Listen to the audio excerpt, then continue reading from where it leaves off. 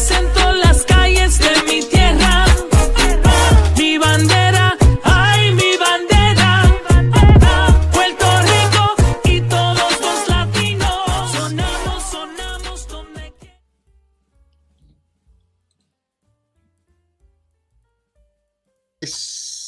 Buenas tardes, good afternoon, everyone. Welcome here to the Sports Jedi Network. We are Latinos with Wrestling Voices. We're going to talk a little bit about everything, a little about wrestling. We're going to have recap Monday Night Raw that passed this week, as well as NXT last night, and all the things that are going around in the world of professional wrestling. We normally do this on a Saturday where we do a week of wrestling, but we're going to try something a little bit different, just at least the current state of wrestling, since we're getting a lot of wrestling coming up with TNA returning live, Blood and Guts this evening as we're recording this, and of course Turning Point, and so much. There's gonna be so much wrestling, and we just don't want to leave everything out. So first and foremost, welcome to the channel, welcome to Sports Jedi Network. We definitely appreciate you joining us here. Let me bring my partner and co-host. Let's say good afternoon to the one and only PGH Chris. Good afternoon, sir. Good afternoon, everybody. Yes, we're gonna, talk a little bit about what we've seen the last couple of days. Obviously, like Kev said, we do this on a Saturday, but honestly, there's a lot to talk about. A lot to me has happened the last couple of days, and we're here. I'm excited to kind of break it down for you guys. So let's go. I'm ready. Yes, please. First and foremost, hit the like button. Thank you if you're watching us on X. Thank you for watching us on Twitch, on YouTube, anywhere you hear our voices. Appreciate you guys, because you're giving us something that is so valuable, is your time. And we're not going to try to waste it. We're going to get right into it. We're going to tell you this right now. Disclaimer. We're going to agree to disagree.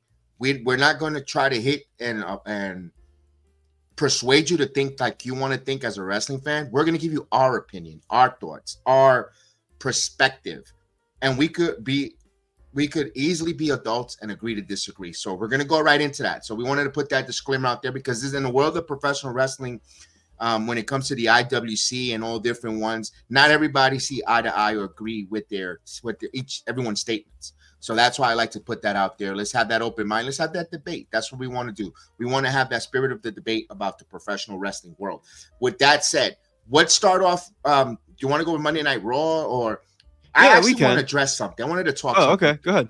Yeah, I wanted to talk about something first rather than Raw before I forget about. It's the situation that happened over the weekend when it comes to Collision. Believe it or not, we're going to start off with a Collision point. With a Collision and All Elite Wrestling. Yeah, I know you open your eyes, because it happened with the formerly wrestler known as Tegan Knox.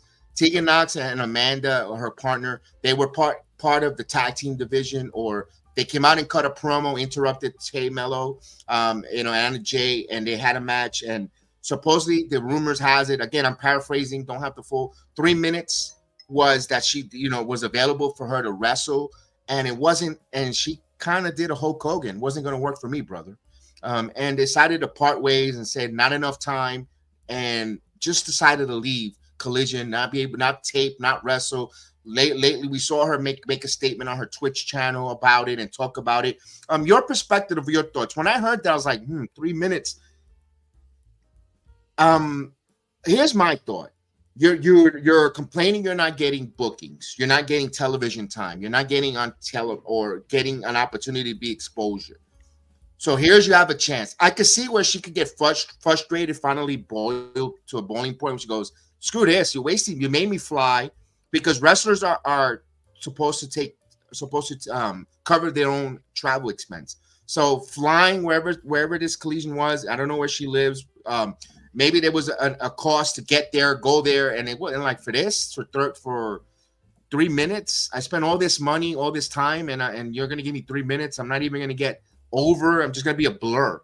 So I could see her point of view to a degree of frustration, but then I'm like, damn, they're giving you an opportunity. Make the most of it. Like certain other ladies tweeted out, like Layla Gray, 3 more minutes that I'm getting currently right now, I would die for those 3 minutes. You also see Deonna Purrazzo, her decorative career, not on television, not even part of the tournament. She could easily be in a tag team with the other with Tyra Valkyrie, and they could have done it. They could have been part of it. They weren't even featured. So I could understand. It's a mixed reaction, Chris. I want to hear your thoughts. So I'm going to start off with this. I've seen a lot of people on Twitter, which I don't know why, trying to compare this to Naomi and Sasha Banks, Mercedes Moné. And it's not like that. With Tegan Nox, I mean, look, I'm not going to completely bash her because we don't know the details, whatever. But this is my thing. These are two people, and I'm going to point out Tegan Nox because her tag team partner and her real life partner, she's not well known. Let's talk about Tegan Nox. So this is somebody who was in the WWE, and you went on Twitch, complained about how you weren't getting bookings. Not just did you just get a booking here for AEW, but you got television time. Again, I might sound a little redundant. It might sound a little bit repeat of some things Kev might just said, but it's true. People are dying for television time, even 3 minutes. Now, those 3 minutes could have gotten you somewhere in the future, especially now that AEW has introduced, and they're introducing a women's tag team. This was the stupidest shit you could have done. For you, and not just your tag team partner. This is her real life girlfriend.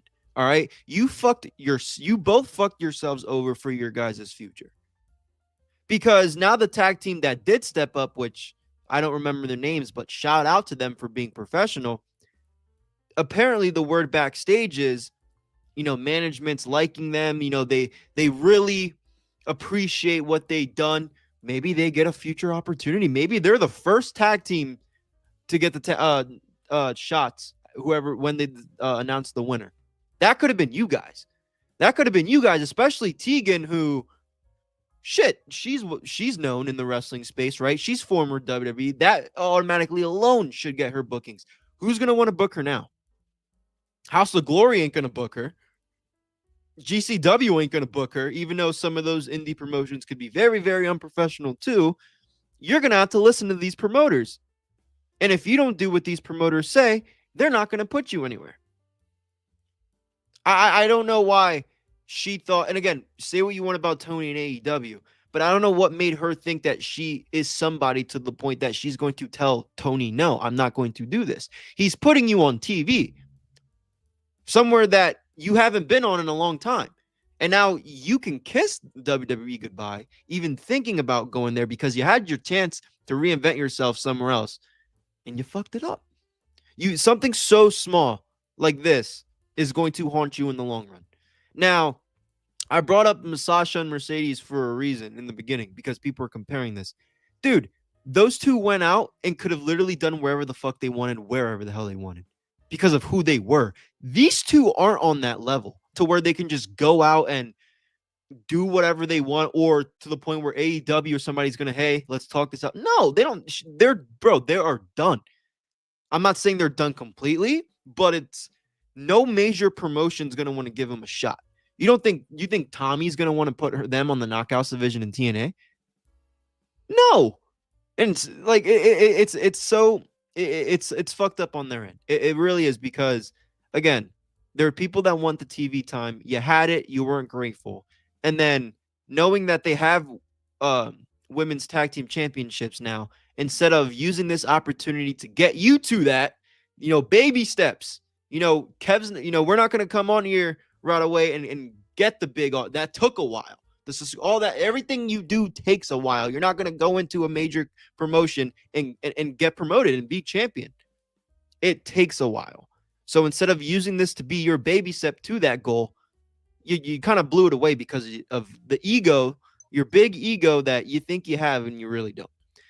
I don't like when wrestlers do this, because I like seeing these wrestlers be on TV and do something good. And now it's like, dude, I don't blame promoters that don't want to book her. And she's a good talent. I'm not saying she's strong on the mic or she's superstar level, but she can wrestle. She's really good at wrestling, and shit, AEW would have been the perfect place for her, but she can kiss that goodbye, dude, because she burned the bridge. She burned the bridge. And that's the issue. A lot of wrestlers got to know when you don't need to burn your bridges, because you never know when you're going to have to cross that bridge. Easier said than done, being here behind a microphone, behind a computer. But I'm talking about in life. Easier to burn bridges than to construct it, or to pay the toll at the moment, and so, because you know when you're going to use that. I can tell you that from experience. Right now, I'm gonna tell you that right now. I would love to burn things down at work. I can't. I can't. I need that bridge. I need to work there. I'm not getting work. I'm not getting booked. But there's other means. I play the good soldier. Sometimes the good soldier, you construct your own bridge, if that's the case. If it becomes fatigue, easier. Like I said, no one knows when you're not into her boots. You're not walking her boots, her thought process, and I can understand that. But here's just a lesson for Tony Khan: don't go running after the new shiny toy all the time. You have weapons in the cupboards. Learn how to cook with what you have in your cabinet.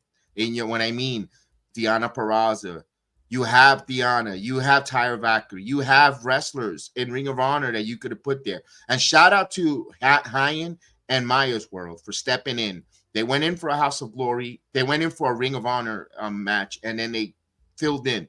Hopefully those two ladies get a big opportunity. The reason why I know them, because we have reached out before this situation for interviews on our channel. We were waiting back to interview both ladies because we do interview a lot of the independent wrestlers, especially women wrestling, because we want to make sure that they get a place to speak about their story, their journey. We're interested.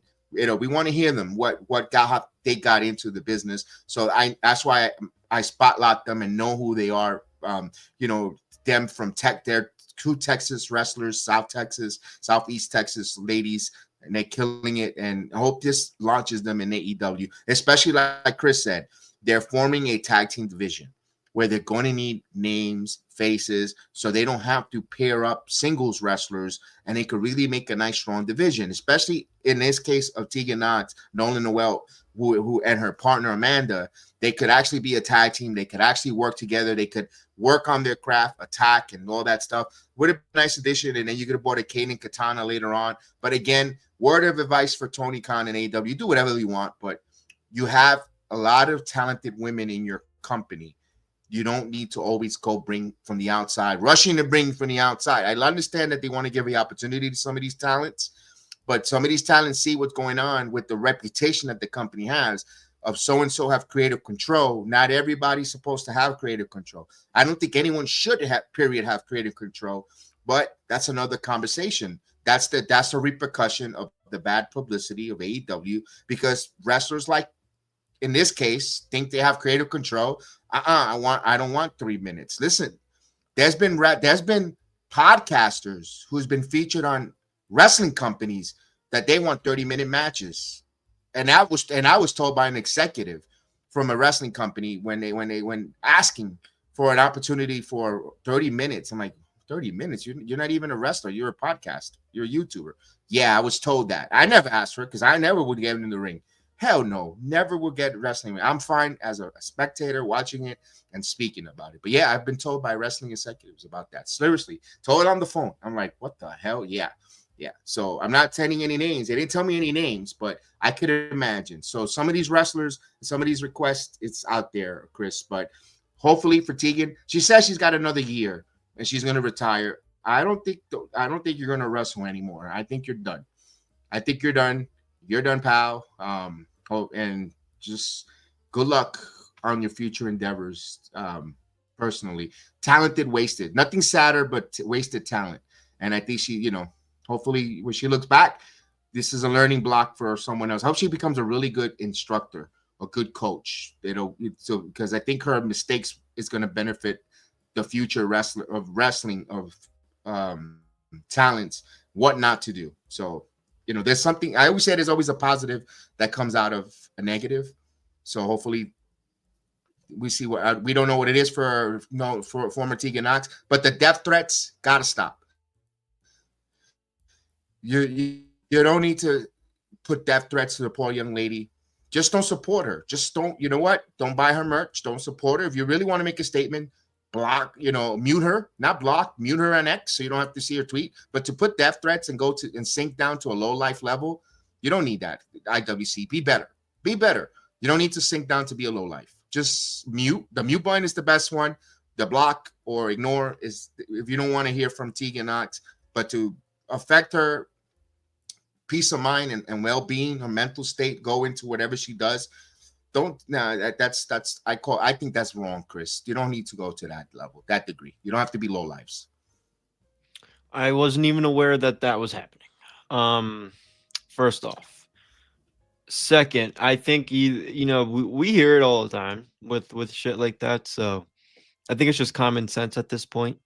I don't know why people would do that to begin with, but I don't view those people as real people. Most of the time, they're people hiding behind something, a fake picture, right? Because no real person's gonna threaten you, and unless they're stupid to actually put their identity. So don't listen to those people. But know you fucked up. Talk to the people that you trust and try to get better. Try to build bridges back up after you just burn them all. But I think for now she's done for a while. Yeah, I think so. And speaking of being done, and I mentioned this another story. I mentioned this before, and I even did a video on it. When it comes to Manny, aka Andrade El Idolo, I believe he walked out on a Mexican promotion as well with a meet and greet and so forth like that. Did he? Where he's allowed to work. I'll find that with it from X over the weekend in Mexico. Now, if Andrade's having, and I'm telling you this, I've said this. I don't know him personally. I don't know him personally. It's easy for me to criticize again behind a computer, but I said this in the video when he was first fired, released, whatever you want to call it with the WWE. I think he should have taken a mental break from professional wrestling. Period. Go work on him. He went through a divorce. First and foremost, he was a husband to a rehabbing superstar who was just working her mindset to rehab to get back to the spotlight. Then the divorce happened. Then whatever situation happened with Andrade, where he got fired, whatever the case was, for wellness issues, I think he needed a mental break from lucha libre, from professional wrestling. Just take a break, do something, and then return. He went into the All Elite Wrestling situation, that fiasco, got himself a yearly ban, Chris, with all that situation. Now he's walking on certain wrestling promotions. It's starting to snowball effect downhill for Andrade, where he is an uber talented professional wrestler, very entertaining. Even his look, his height, and all that, he fits. There is a money to be made for Andrade, but right now his mental health, he needs to take a step back. Just enjoy a little bit, get around familia, get back, reignite his passion, find who he is again. And then come back to the role of professional wrestling, the spotlight, the glamour, the responsibility to be a professional wrestler. And I think, I don't know if this video would ever get to him or a clip, but that clip to me is coge tiempo to recargar tu energía, to find out who is Manuel, El Andrade, El Idolo, him before, because right now he seems a little lost, Chris. Yeah, I didn't know he that took place over the weekend. But I still think his situation's weird. Why is he even working a show out in Mexico? I like, there's just so many questions still that we've talked about that it all ties back to what we talked about that one week when this all broke out. I don't know I'm so confused on where he can and can't work. So that's why this shit just doesn't make sense to me. But at the end of the day, I do agree. At first I thought not keep wrestling, but keep staying around, because this is his job. First off, this is his income. I don't know how guarantee works or any of that, but you show up to work, you don't get paid. So that's one thing. But like Kev says, go regroup, because you're in an industry where people like us talk about you all day. And I don't think you want us to be talking about you in this manner. We want to be talking about your wrestling matches, not whatever the hell's going on in your personal life. But you, respectfully, you going out here and doing shit, how am I going to not talk about it? How are we supposed to not talk about this? You gravitate towards us, the public, the consumers, the people that buy all these fucking shows to watch you and the company that you represent. So take some time, bro. Like, wrestling's always going to be there for you. You're not one of those guys. And I get it, right? Do you feel like now is you could take advantage of this and maybe make it into something and maybe elevate your career now? Maybe. But I think wrestling for you will always be there. Whether it's a year from now, 2 years from now, a year and a half, you don't need this to be your push. But we'll see what happens. Well, it's not even being away for 2 years or for a timetable. It's when he's ready. Like, right, yeah. Get away from it, disconnect. Because I understand, look, one thing is easy to set it up because no one knows how to deal with soledad. When soledad means loneliness. Mm-hmm. Maybe he needs, and when and I'm looking at all different biographies, I'm not comparing, but watching a little bit of Elvis Presley's video, biographies, watching Juan Gabriel, watching all these artists, Michael Jackson, they all suffered from that type of loneliness, that they need the roar of the crowd, the excitement, the thrill, the adrenaline. And then their person, and again, we don't want to know about at least in our channel, I've said it many times, again, don't care about the professional wrestlers in personal life, because we're not paying to know about their personal life. At least for me, when I put on wrestling, I want to escape from my personal life, for my bills and my issues, and I want to watch these men and women entertain me with the art of professional wrestling. Vice versa with these entertainers that are wrestling for us. They're going out there, putting their bodies on the line, telling a wrestling story, blurring the lines with reality in their storylines to show us the magic trick that's given and wow us. And all we want for you personally to get to, don't let it affect your personal life. This is always going. This art form and this show is always going to be here. Vegas continues going, and it's still going to be. There's always going to be someone playing the slots, playing the craps table, but it will be. It's just a different player. So make sure that for Andrade, he gets better, retools. So when he goes deal those cards, he'll make the magic trick be even more special. That's all we want for Andrade and all these wrestlers. The same thing, and I want to bring to another one that's getting a lot of attention in the IWC is Rich Holland. Rich Holland now, he vented and said some things on Twitter when WWE released him. Weren't going to renew his contract, and he's going to be out almost 8 months with a surgery, rehabbing. And he's like, "Oh snap! I'm not getting paid, and I can't work. How am I going to pay a mortgage?" I'm gonna say something personally. I kind of feel him. I'm not injured. I'm just not getting any work. Not just me. In our company, there's no houses to be built, and we work per production. I feel what he says, but I'm not running around. I need to GoFundMe. I mean, I'm gonna say this about Holland. Dude, you've been 8 years in the WWE. You've been injured 7 times or 8 times, whatever it is. You're getting paid over 6 figures to wrestle. And I understand you have to pay for your travel, your gear, and I know there's some expenses. Dude, you telling me you weren't wise enough investment-wise to put away for a rainy day in 6 figures? I could, if I could do it with a $55K salary a year, averaging. You telling me you couldn't do it with a $500,000 to $350,000 salary? I mean, I got a question. And kudos, and I love the wrestling family because it is a family. People came up for his defense to help him with that.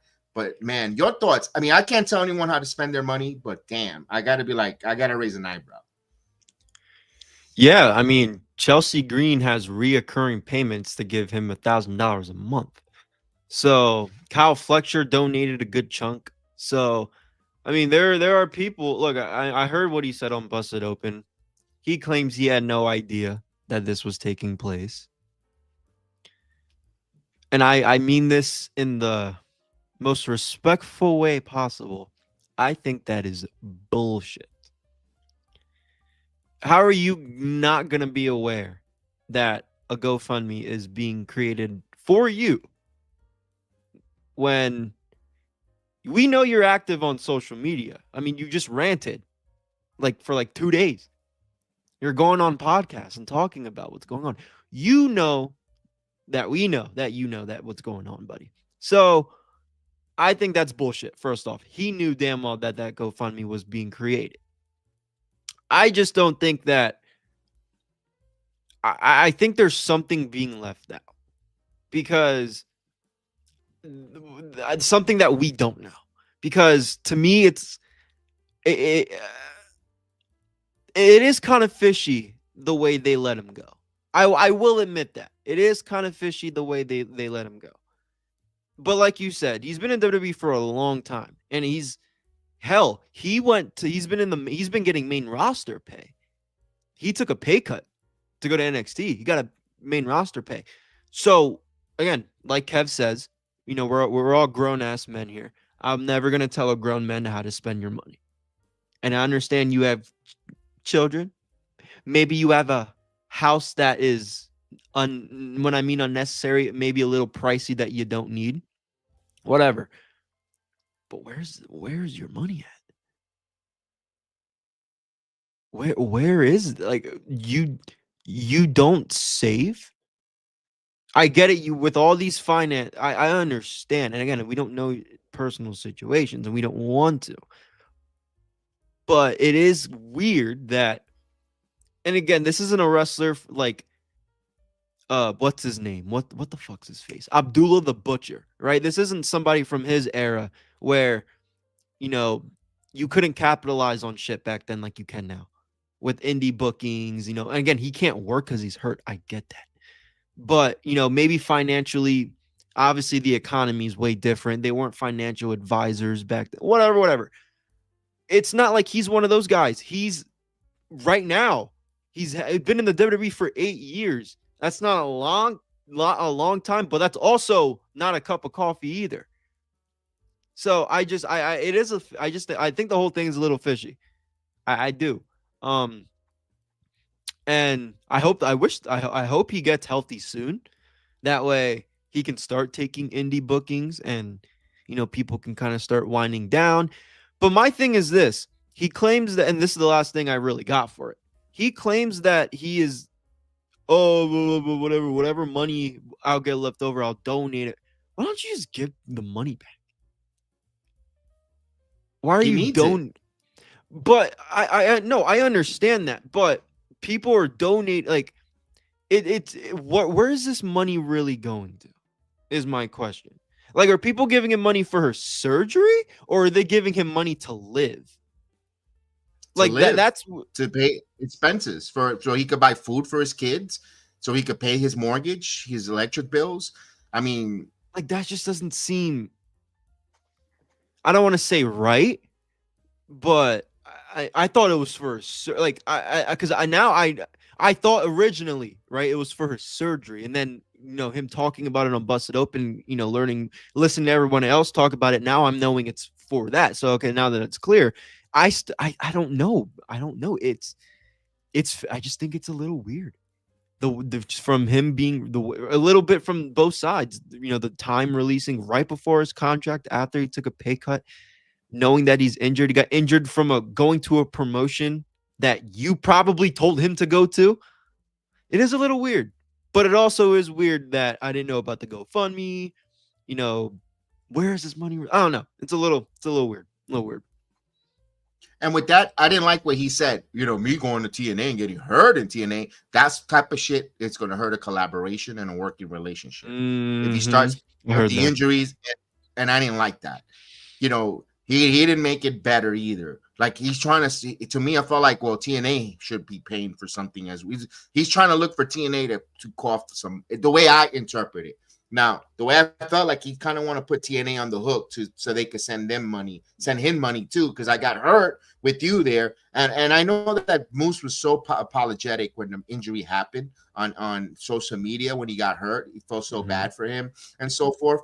And then again, to me, perception wise, it felt like he's trying to make them feel a little guilty. And I know he doesn't like people slandering his name and stuff like that. I get it. I understand. But also, I'm gonna say this also, because I'm not trying to be a WWE apologist or say they're right. You couldn't pay this man with all the billions of dollars that you're making for these overpriced tickets and all these media apps. We heard about their quarters making money and all that. You couldn't pay this man at least an NXT salary until he gets back on his feet when your doctor says he medically cleared to be in the ring. And then you know what? Checks are over. You know what? Just a minimum salary of an NXT LIL wrestler so he could get through with that. It's up to him if he has to downgrade from his home. Again, I'm not, who are we to tell people to? But at least that NXT salary, you couldn't do that. Heck, I hate to say this, and it's going to sound really insensitive. You're paying Nikita Lyons to do nothing. You couldn't give him that you couldn't give him that salary, that same salary again, Nikita, to Ridge Holland until he gets back on his feet to wrestle. Really? Is that really going to bankrupt? Is WWE Universe, if the WWE Enterprise TKO is going to go bankrupt for allowing Ridge Holland to get that money? But maybe they got pissed off. Maybe they were going to do something nice, and he went on Twitter and vented and put his foot in his mouth. I don't know, but that doesn't exonerate. Two wrongs makes a right. I mean, listen, you got to understand the human nature. You get frustrated. This is your house. You work your ass off. You see 3 little kids. It's Christmas, and you want to buy them something. How do you? I understand the father part and the human part of Ridge in the moment. At that moment, and I understand no one gets it right. We could go back and forth and debate, and I think everyone was a little bit at fault here, or overreacted, and some shady stuff from all parts. Which I don't know. I don't know what's the right solution. Rehab and help him and get him one of those NXT, entry level contracts until he gets better. And the thing that sucks is that he cannot get workman's comp because he's a 1099 employee, where they're not liable for any of the damages or holidays and stuff, which kind of sucks. And I hate to bring this here. Now you see why certain wrestlers want to unionize this, because they're cattle. They get used like cattle. Yeah, they get paid well. They go travel the world and all that yada yada. But they get used like cattle, and then they go, and they either get slaughtered into minced meat, or they go off to be put away in greener pastures. It sucks when it comes to that. But now for these wrestlers, maybe they need to find a way to have them multiply their make. Oh, he got a note on his door that a foreclosure notice. Yeah. Oh shit! That means he hasn't been paying. He hasn't been paying his mortgage for months now, and that was before injury. So he's been he's been irresponsible with paying his bills. Then he's been irresponsible paying his bills, because that doesn't happen. If you miss 1 month, it doesn't happen. That means he's been default on his payments for a while, for a few months now. And if he lives here in Orlando, in the state of Florida, you're about 6 to 8 months before you get that notification on your door. So this is way before injury, way before him hurting himself. And he should have seen the writing on the wall. Maybe when he took that pay cut and got downgraded, he was maybe on his way exit strategy to leave. He knew he was going to get cut. He knew he was going to get probably, released. And he just said, you know what, we're going to let this house go. And then all things fell on him like a roof. I don't know. It's just us looking from the outside speculating. You know what? In this case, I hope things work out for him, for his children, his wife and his children, his marriage. His wife is stuck with him all that time. Money could be a real damper where it leads to divorce, and then the kids going through all, I hate to talk about the personal stuff, but we have to. If his irresponsible decision of not paying the mortgage at that time is going to probably lead to a family of disarray. We don't need that in the world of wrestling. We don't need it in the world, period. So we hope that Ridge Holland's everything goes well for him, for his family's sake, and hopefully that nucleus stays together through thick and thin, and he gets his rehab, gets back to work, and make some money in the ring or outside the ring. And I don't know why he couldn't done a wrestling podcast with a sponsor for talking about the Ridge. You're welcome to use this channel if you want to interview your independent wrestlers, and whatever money you guys want to set up financially, that's all yours, 100%. I just need the exposure. That's all. You want to come here and you get a sponsor and you want to use our channel, I got everything paid. You want to interview all these United Kingdom wrestlers from your neck of the woods, you're more than welcome to use my platform, man. Seriously. You're more than welcome to use this platform. You want to talk to Michael Kohu, you want to talk to his wife, or you want to talk to all these independent wrestlers, I would love to hear their story. And maybe you want to do that. We hook up a sponsor and you can use this platform and let's go. I want to hear the UK wrestling scene. Maybe you should try that podcast, and maybe people will listen and donate super chats and stuff like that, and you make some kind of money, because there is a market in the United Kingdom and in Europe with these independent wrestlers. Interview them. I would love to see that. I'll be the first one. I like the way we interviewed our Latinos in the United States here in Puerto Rico to learn their story. I think that, coming from a former WWE wrestler from the UK, they'll come on your show quicker than if I ask. I've asked these wrestlers, to come on, and they don't know who I am, but they know who you are. You get an opportunity, an open door to interview these wrestlers and tell their story, how they fell in love with wrestling. That's just a suggestion, my friend. Again, we're rooting for your success, for your family, and for your home well-being. So we'll move on from that. Good luck. You got my email. You could email me. We could talk something, Luke. We'll love to work. All right, let's talk about something positive here. 1,000 days. Congratulations to nuestro campeón, Mike Santana, 1,000 days sober. Working that hard battle. It's not easy to overcome all those type of addictions and stuff. We just wanted to salute. We talked about a little negative. We talk about positive. Mike Santana, congratulations. Keep that severity. Not just him, but everyone that inspires, everyone that's going through that and going through the severity and staying clean, whatever situation is. Keep up the good work. Everyone who can hear that, man. We wanted to applaud that. We want to give that recognition because everyone quickly talks about the negative. Let's talk about the positive. Absolutely. Thank you. All right, let's get right into it. Let's talk about Monday Night Raw. I thought this Monday Night Raw, what we came for, this Monday Night Raw here felt to me their second best Netflix show since they've been on Netflix. The first one is always going to be the top, but this one to me was their best all year. It's just my opinion, Chris. I enjoyed the Triple H coming out, talking about John Cena, and I want to talk about that. I want to start with that. When Triple H coming out, some people say they didn't want to see Triple H, but remember, Triple H is a guy from the New England area. That part of the region, Rhode Island. He's also like a native son to that area. To see him come out and welcome John Cena, I have no issues with that. Your thoughts?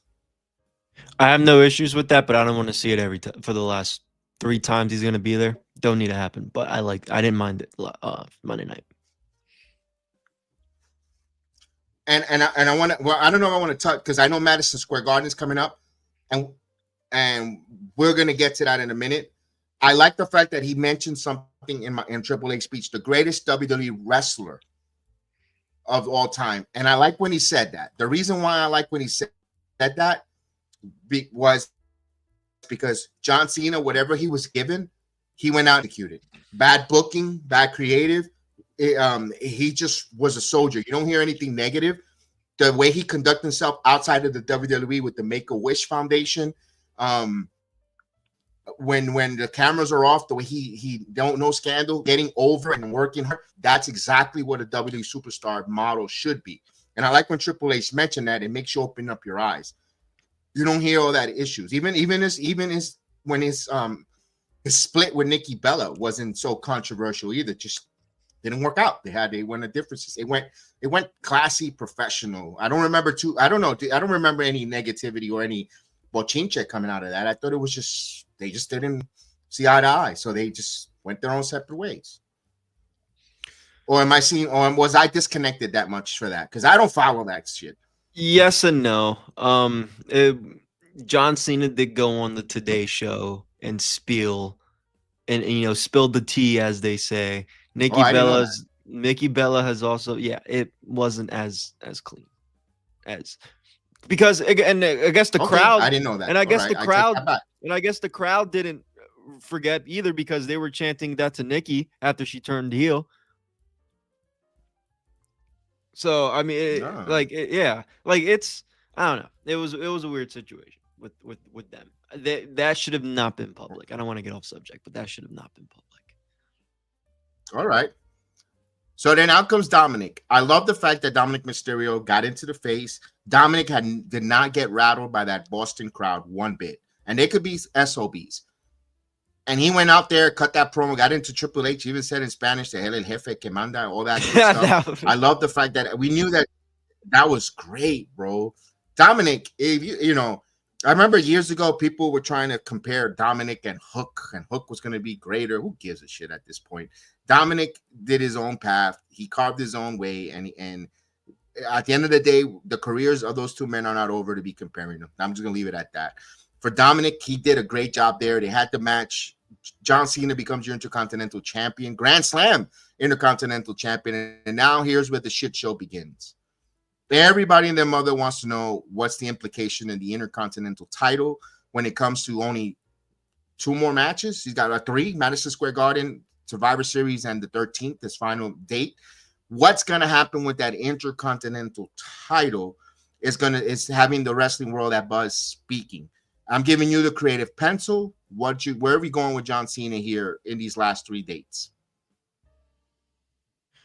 Well, them Netflix announcing that Cena's gonna wrestle next week kind of maybe gives me the idea he'll maybe lose the title. It's a tough one.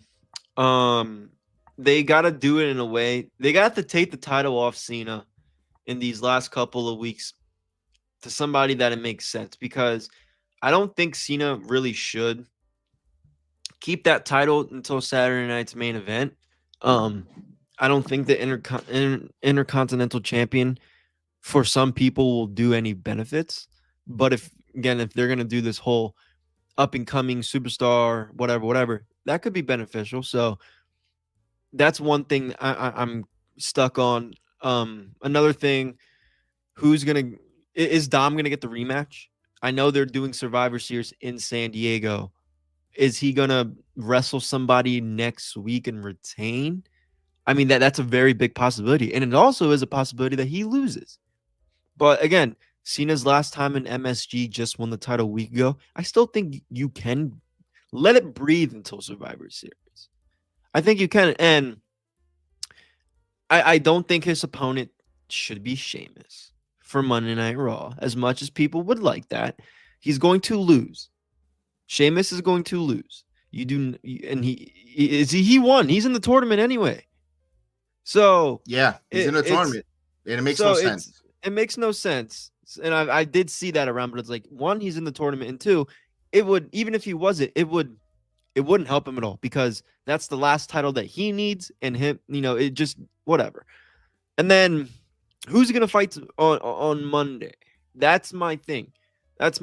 I'm curious about, because I don't know anybody that's left in the quote unquote kind of redo Cena's matches from his career. But I mean, if you want, you can do Ray. You can do him and Ray, and then have Dominic come out there and then set it up for next week or Survivor Series. That's something. But I know, if nobody else is getting 2 matches with Cena, why should Dom? That's another thing I'm stuck on. Yeah, go ahead, because there's a couple things. Only Cody. I'm stuck only Cody's gotten 2 matches with Cena. And Cody, right? Okay, Cody. Yes. That's so it. I don't know. And we don't need it. We don't need it. No, we don't need it. Can I give a suggestion that they're not gonna do it? Guys, I know I'm gonna waste your time with it, but I'm gonna say it anyway, because sometimes when I say it or I keep quiet, someone else says it and go, "Oh, that's a great idea," and I said it first. And again, it's not about who said it first, but I had the idea in my head. If you want to take Monday Night Raw and you want to take the title for John Cena, someone new that has not been named in the tournament, not part of the, and this is outside the box. John Cena says, I have beat all these wrestlers. There's a tournament with all these names. Who I got left, and I have this Intercontinental Champion. I'm not going to do an open challenge, but I'm going to say any name. He says a name. I'm gonna say his name. Let's see who appears. Joe Hendry. Madison Square Garden, John Cena, Joe Hendry. Joe Hendry doesn't have to be in the tournament because you don't want to see Joe Hendry lose or run the gauntlet. Joe Hendry versus John Cena at Madison Square Garden for the Intercontinental Champion. You could do it any way you want, where Ethan Page could try to come out for shenanigans, or Dominic Mysterio cause their shenanigans, ref bump, whatever. If you want to put the title of Joe Hendry, talk about shocking the world. He's the Intercontinental title. He's not even a wrestler here. You know, be fun, be creative, make a buzz. But I think WWE is so scared that people will talk about that more than John Cena. They're afraid of, the headlines. They just announced that December 13th is completely sold out for John Cena's last match. So they got that secured. It's not like they need to sell more tickets. Why not have a little fun? Think of outside the box and have Joe Hendry be the wrestler on Monday Night Raw and someone actually helps him beat John Cena with a ref bump where he gets hit. Joe Hendry becomes your Intercontinental Champion. Talk about outside the box thinking, but they're not going to do it. That's why I told you they're not going to do it. But I would do, if no one will see that coming. You're like, talk about shock and all. Damn, I really got to watch Monday Night Raw. I'm not going to watch Monday Night Football because damn, they put the title on Joe Hendry. I didn't see that happening. You go and welcome to the WWE Universe, Joe Hendry. You could make after that he signs and you could still have the young up and coming wrestler that you could have your cake eating too with John Cena going forward, or even John Cena could win that final match if you want, where you don't have to pigeonhole that where it's predictable because he has to drop the Intercontinental title. And I don't know, Chris. I don't know if that makes a little sense. I know it's not gonna. I don't think they'll do it, but man, would that be like cool? That'd be creative, a nice creative swerve. I agree. Again, there's multiple ways they can do it, but ultimately, I think they're gonna have to do it in a way that makes sense. And I'm here for the ride because I'm not gonna see my goat forever after this. So whatever they do, I'm not gonna bitch about it too much. But I still would like the booking for it to make sense. So we'll see what happens. Or even Joe Hendry versus John Cena, and then ref bump like always. Mm-hmm. Maybe Brock comes out. And you could, and then Brock, and then you could Sir John Cena goes, what is he going to do at Survivor Series? Well, he's part of, you add him part of that John Heyman, Paul Heyman group there, and with the baby faces, and you have they put him part of the War Games match. He never been in a War Games. He won Intercontinental title, never done. And he never was in a War Game. He checks that out of the box, and then but they won't do it. I don't know. We're looking like maybe a triple. There's some people suggest a triple threat: Rey Mysterio and Dominic. I've heard that one. Yep. But then way of John Cena not losing the title. I get it. Okay, then I can see where that goes. There. That's again open-minded. But you want to do something differently, creatively wise, where you're like, oh, I didn't see that. It was something different. Where right now you don't want to be so predictable. You want to be different. You want people talking and say, I can't miss these shows because let's face it. Monday Night Raw, NXT, Smackdown has been, if I got to miss it, I'll miss it. It's nothing right home. And then they need to create a buzz going into the month of December because there's holiday parties coming up. And people are going to say, I'm not going to watch this. I'm going to go to the holiday parties. I'm going to go and get into the Christmas spirit and all that holiday stuff. I don't need to watch wrestling. I don't need to. And that's going to happen. They need to make people want to watch wrestling. Give a reason to watch. It's getting cold outside. People are if wrestling is on fire, people are willing to stay in and watch it. But if you're get a cold product, they're gonna put on extra layer of clothes and go out. So give them a reason to stay home and watch your product. And you have to be creative. You always can. Painting by numbers or being safe isn't cutting the mustard right now. It's becoming a little dull. Wrestling all across the board is becoming dull. And they have to spice things up a little bit. You don't have to rely on always the return wrestler. Like for that, I think wrestling, that's a crutch. I know this is used a lot by a lot of podcasters. Lazy booking. Oh, that's lazy booking. To me, when they bring in the returning superstar for the pomp and circumstances, that's lazy. That's lazy booking. Putting a triple threat and making sense in certain things, that's not lazy booking. To me, that's lazy booking because all you want someone to get excited and wet their pants for 10 seconds for 5 seconds, and then you crap on the reaction. So at the reactionary podcasters, so the con man could get excited and go, oh. No, that's lazy booking bullshit. That's bullshit. Because return. No. Put a storyline where it makes sense, and you're like, oh damn, I didn't see that happening, and create a buzz that way. That's the way you do it. The way CM Punk returned. But then wrestling gets they want that heroine of that unexpected return. They want Jericho. They want Edge. If they don't come out, oh, this shit was trash. You know that. If Jericho and Edge don't come out, oh, this tournament was terrible. Oh, Gunther. That's why I don't think Gunther's winning. And he was announced that he's taking on Javon Evans. I don't think Gunther wins. All the names now. And the big name coming out is for, we spoke about this. We're going to talk about this now. For this Friday night on SmackDown, you have LA Knight versus a mystery opponent. Everyone and their mother speculating who could it be? Oh, is it Obafemi? Is it Chris Jericho? Is it Christian? Is it Edge? Even heard Bash and Booger was one of the names out there. Bro, who's first and foremost? I gave you my thought, but I'm gonna say it again. I'm gonna go with you. Who do you want, and who you think is gonna be? That's 2 questions. Oh, we're jumping to SmackDown now. Okay. Well, it's John Cena. We're on John Cena right now. It's okay. John Cena's tournament. Then we'll get back to the other stuff on the War Game build. I have no idea. I think it's Trick. That would be my guess. After him losing last night, that could be the only person I can think of. I'm not saying Jericho or anybody like that. I'm not delusional. I think it's going to be Trick. I've been saying that since Friday.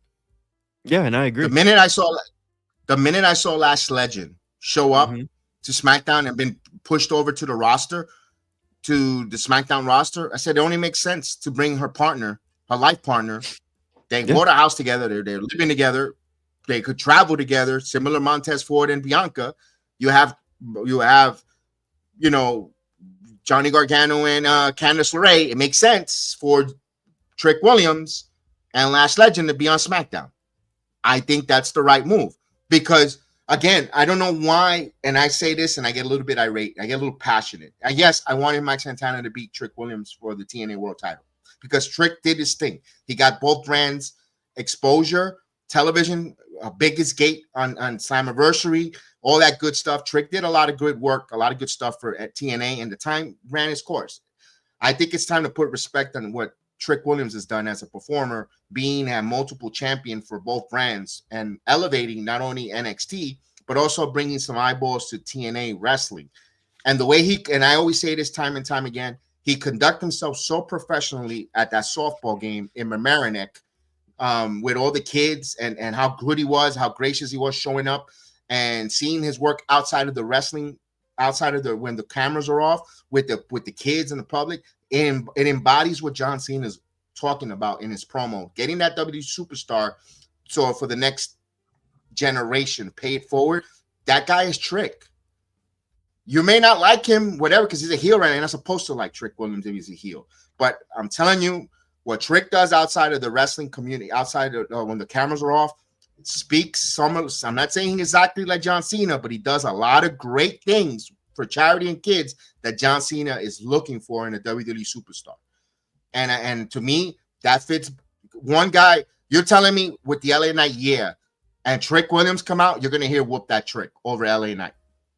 And if he wins, there's a story there. If The Miz, which I think The Miz is going to get past Jey Uso, Miz versus Trick Williams in the second round, there's a lot. And we saw it last night, Chris. Where did Trick Williams ingratiate himself to? Kalani Jordan. Kalani's the fiance of Carmelo Hayes. They kind of shared a moment of agreement of the minds. There's story there. Where you want stories to come out of the tournament. You just don't want to have a tournament to have a tournament. You want to have stories to branch out from this John Cena tournament.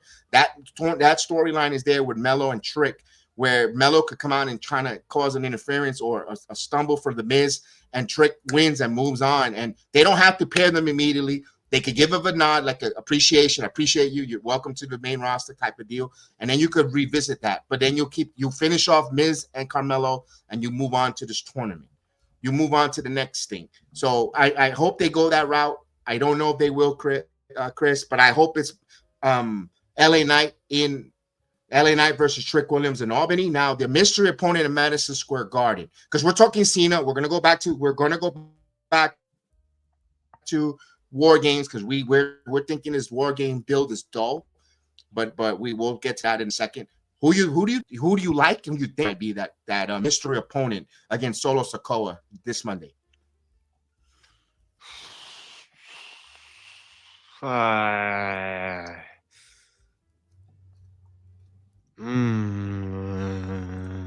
have no idea.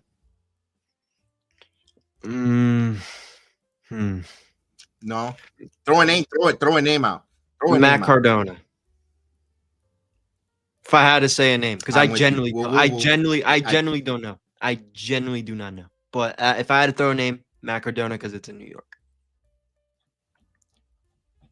He's from Long Island, and I heard people say Jericho will be the perfect, but Jericho's still an AEW contract wrestler. His contract is not over. Then you're asking Jericho to run the gauntlet, and you don't want to lose Jericho. You don't want Jericho to lose his debut match back in the WWE television, and secondly, he has to run the gauntlet if you introduce him in this tournament. So it's not going to be Jericho. In the Royal Rumble, you can introduce him, and then he gets kicked. He gets and I'm like, oh my God, and whatever, but to me, it's Matt Cardona, because I know Jericho would have been great. His father was a former Ranger player, Madison Square Garden, all that good stuff. It's there, but it's not going to have a contract. Always ready. Matt Cardona from Long Island coming back there, gets that huge ovation over. People don't like Solo Sikoa anyway, and you want to get heat on Solo again, let him beat the favorite Matt Cardona. It won't hurt Cardona to lose that match at the Garden, because he's going to go over without going over, and Solo can move on. Or even Cardona does the opposite, the impossible and wins and goes to the next round. The place will go bananas. You create a moment. But I asked this question: do you trust creative, or you think they're going to be safe and put just a WWE wrestler there? Probably. That is very possible. Again, I really don't think they're going to be safe. I really don't know what they're going to do. Smackdown, I have an idea, but next week's Raw, I have no idea. I mean, they're going to take over New York City for the next 2 weeks. They're going to have Gold Rush there. They're going to have Gold Rush again at the Madison Square Garden Theater, so forth. So I don't know if they'll pull the trigger where Matt Cardona will. I don't think it'll be Nick Nemeth. I don't think we're going to see, because there's still going to be 4 slots left, or 2 matches, 4 more wrestlers left. I don't know if they'll give us that mystery again. I think they're going to keep that going with the mystery wrestler just to keep us ooh and on. So who knows where that goes, but we'll see there where it goes for John Cena, who's the last match and who's these mystery opponents. We could be totally wrong. We could be like, damn, we didn't see that coming. Well, that's what we would like to see. Something that we would like to see is a better build with these War Game matchups. And I understand a lot of people are saying, what's the hell? How many? I'm so confused, because it looks like right now for the men's side is 6-man, 3-on-3. You got Punk. You've got Jey Uso, who was in the tournament, by the way, first round. And it kind of, I don't hope they don't want to stooge things out, because they go, why keep Trick Williams a secret and not mention him? Because you didn't want to stooge last night's NXT result, which Trick lost that last man standing match. And that's why Jey Uso was announced, but he's part of the War Games matchup. And Cody Rhodes, who's just happens to be there and getting involved there. These 3 men against the MFTs, not the MFTs. I wish it was in them. I wish I didn't even mention those names. The Vision, along with Logan Paul, they got to add 2 more members, or you think they're going to go 4-on-4 when it comes to this? Because I'm confused as hell. I'm so confused with the build. It's dull. Yeah, I'm not liking the build. I thought the show last night was good, but they didn't do a good job or Monday was good, but they didn't do a good job of building for War Games. I think they're gonna do 5-on-5. They always do 5-on-5s for the men, at least for the most part, since it's been main roster incorporated. And Cody is always gonna have to do something whenever Paul Heyman's involved again. It's just what it feels like. I don't know how he's necessarily involved in this whole thing instead of LA Knight. If you're gonna put Jey Uso in the tournament and have him do War Games, you telling me you didn't have LA Knight? I literally had to sit here. Me and Kev have had to sit here for the last 3 or 4 months every fucking Monday and watch LA Knight versus Bronson Reed or Braun Breaker, and he's not the center of the War Games team for the other team. It's Punk. I that's where I'm disconnected.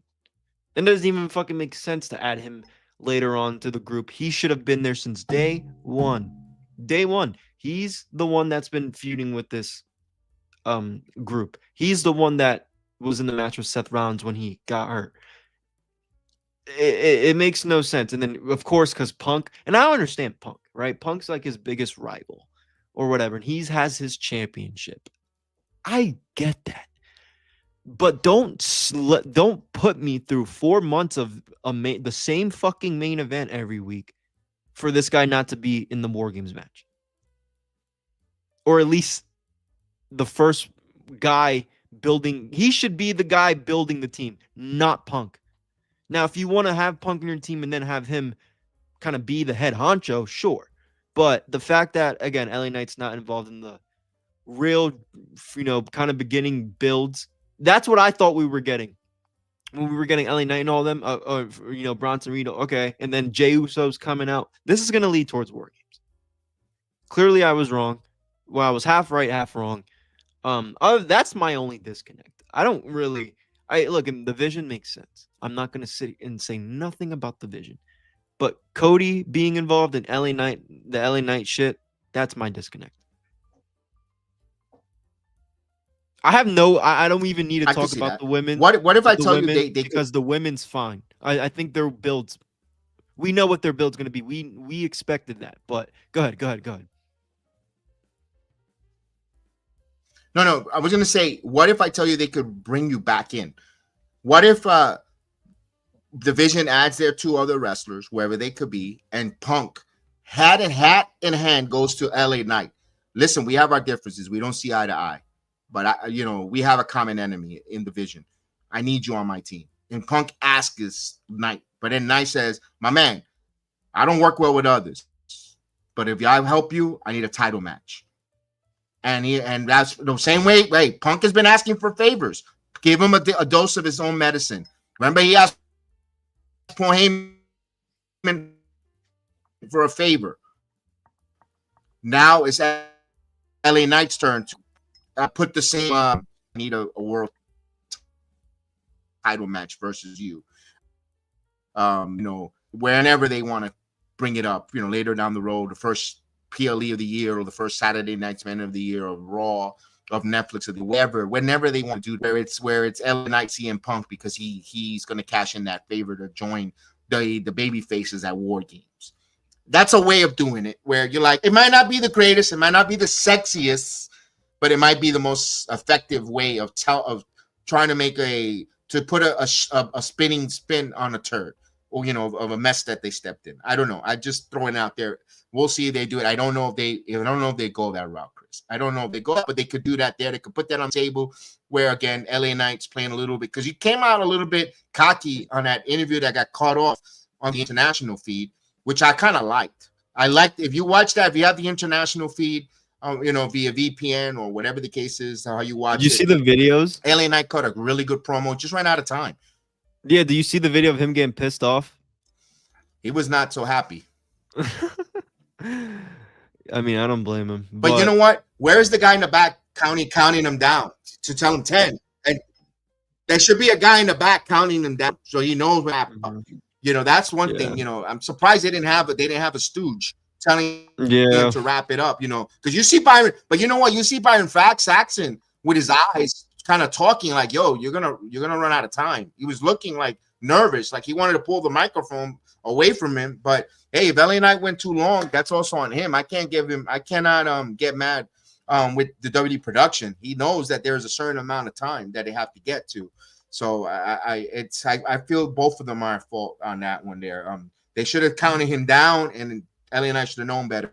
You only got X times on these national opportunities. But the women's board games. I know people are complaining, and some people have called some guys that they hate women's wrestling, all that stuff. It hasn't make no sense. They've been feuding since Women's Evolution. That's how I know a lot of people don't watch the product, and they just want to complain, reaching every week. Last Legend with Nia Jax, they've been building that story since Women's Evolution. Nia Jax was eliminated by Last Legend. Then they went down to NXT. They had a battle of war. And they're like, damn, you a bad girl. You really went face-to-face, toe-to-toe. You know what? I'm going to be an ally with you. We come together with, I know how you are, how much I've been in a foxhole with you. We're going to be a team. To me, if you're not watching the product, you can't explain that. You go out there and think about it, that, oh, this makes no sense. Well, if you watch the product for months, they've been pitching it in and all that. Then the Kabuki Warriors have issues with all these women, with Rhea and Io, then went to Charlotte and Nia, sprayed them with the mist, all that stuff. They've been telling the story where it just blew up. The one thing I'm going to say that I feel bad for, again, is Bayley being missed out of these war games. Bayley continues for the 4 horsewomen. She is not treated with a lot of the horsewomen respect. You know, being left out of WrestleMania, being left out of this one, being left out of War Games. I wish Bayley would have been would treat a little more respectfully going forward. I would have liked to see her in this War Games matchup, but they have a vision. I don't know what it is, but I feel like Bayley always gets the short end of the stick. Lyra and Bayley are much more talented wrestlers and so forth. I don't know why they're not in this, unless they got something cooking coming up soon. I don't know, Chris, but the War Games matchup, I'm not going to be bothered. I'm not going to get upset with it. It's gonna be right now. Was it 4-4? Is it?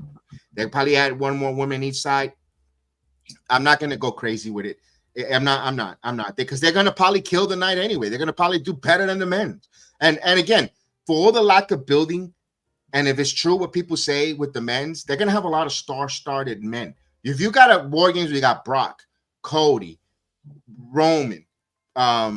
It's rumored, everyone that's on that Las Vegas infomercial video in the War Games match. Plus, you got Braun, Brunson Reed, Logan Paul.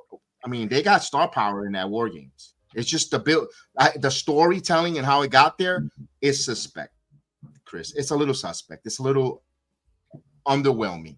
I agree with you. It's underwhelming. It's very underwhelming. I totally agree with you. Very underwhelming.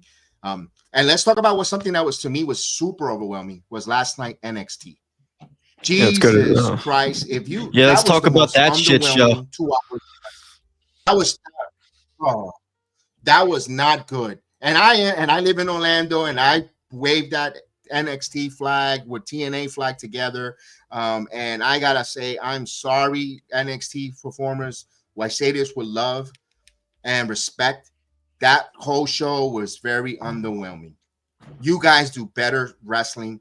From production, from in-ring, you guys are so much better than that. Well, what I got last night from NXT last night was very underwhelming, very underperforming. I mean, Chris, what you want to start with this NXT? I was gonna hope. What do I want to start with this shit show? We can start with what we got in the opening segment. With Tatum Paxley going out there talking, because I said this yesterday. Tatum, her being in this group is such a big disconnect. She is a baby face in a heel faction. Now, granted, this could work because maybe this is something, and again, I'm trying to look at it in the positives before I completely go into the negatives. Maybe you could look at it like the story is here eventually. Tatum's trying to be that good soul, and then Izzy's kind of like that person in her head that's making her like be bad, and then they have a match. I don't know, something like that. But overall, I don't mind Tatum's right now kind of being the NXT Women's Champion, because again, it's something fresh in terms of, you don't have like your same people rotating in the championship scene, but there's something with like her and Izzy that is a little bit of a and I kind of felt that I've been feeling this way for a little bit now. Especially where it's like you see Tatum wanting, like I kind of started to feel that way when that thing with Lyra, when she came down and it was like Izzy was kind of like fighting over her, where it's like you're kind of forcing this chick to be a bitch and she doesn't want to be. So I maybe that could lead to something cool. I don't know, but overall, I don't mind her going out there. I like JC Jane getting the rematch. She didn't get a rematch for the TNA title, so good for her to get a rematch here for the NXT women's title. And I don't think they're gonna have a bad match, but I do see Tatum losing. And I don't want to get too off. Actually, go real quick. I just don't understand this whole 1 week, 2 week Gold Rush shit. That's the only thing I'm confused about. Because they're doing that match, I believe, the week 2. So that's my only thing. But other than that, I don't mind it. I think JC Jane rightfully deserves that rematch. And here's the thing: last night they were heavy on building week 2. Like, why are you building week 2? You should have. What are we getting next week at Madison Square Garden? Why are we jumping ahead? And I think it's because it's gonna be because of the tournament, of the John Cena tournament. They don't want to stooge off wrestlers who are going to be part of the tournament and it's going to be in. If they lose, they'll be on Gold Rush because they don't want to dictate or showcase something ahead of time. I think Gold Rush was going to have week 1 is probably have a couple main roster wrestlers wrestling at Gold Rush at the theater in Madison Square Garden. I don't have the numbers. Maybe while I speak, if you want to check out the tickets that are being moved in NXT for week 1, maybe they're below expectation, and maybe by them announcing some matches on Friday Night Smackdown, they think they could move some tickets in the next 48 hours. But I was so thankful that Tatum Paxley won the world title. I wanted to see something different. You got to see what she has, what she is as a main eventer. But let's face it, her title run with the calling, and I hate to sound like this, I said it yesterday on my watch along. Can someone already take the title off of her? And it's not because she's not entertaining. It's just it doesn't fit with the calling. It feels disconnected. I mean, you got Sean Spears standing there rubbing his elbows like he's playing pocket pool, doing nothing and making goofy faces. And Izzy Dane, it seems like a jealous, bitter chick. And I'm like, okay, what's the payoff here? I mean, and the thing is, I'm thankful that they're going away this whole weekend on the live show for NXT, because maybe they could hear the fans' reaction outside of the Performance Center. Let's face it, we could be a little biased when we like our wrestlers, but with the Tatum deserved it or you earned it, whatever, you deserve it from the crowd. She's beloved with the crowd. I get it in NXT, but you got to see what makes money and TV sense. If she's not resonating to you, I don't know. She's not. I'm sorry. I was happy. Again, I'm so happy that she won and all. But I'm like, okay, like, you a shot. She feels like Oprah giving out title shots. And I'm glad that JC Jane invoked her rematch clause. I wish she would have done that with the TNA Knockouts title, since Ash by Elegance didn't really pin. She didn't get her rematch clause with that there in the triple threat. But I digress. Chris, did you get that numbers, or before we move on to the next thing? Yeah, before we move on. So I got the numbers here. I'm always going to shout out to the one and only WrestleTix for the information here. NXT Gold Rush, Tuesday, November 18th, at the theater at Madison Square Garden. Available tickets, 1,309. Current setup, 3,329. Tickets distributed, a little over 2K. So you got 1,000 tickets left. That's like 3,000 dynamite. Yeah, so you got 1,000. So to symbolize it, you have 1,000 available tickets with a setup of 3,000, and they already sold 2,000. Can I ask you this? I know times are tough. We have a government shutdown. People are not willing to fly. Cheapest ticket, $50, by the way, before you finish. Prices in New York is ridiculous. We were there in July. Okay. Could it be that people decide, if I'm going to go spend money on the WWE, because I don't believe they're going back to New York for the holiday tour. I think this is it. After John Cena and the Gold Rush, see you next year in 2026 to at least to Madison Square Garden. If you have your money or your pennies, and I'm going to go to one of these shows, you're going to try to be in John Cena's last show the day before at Madison Square Garden.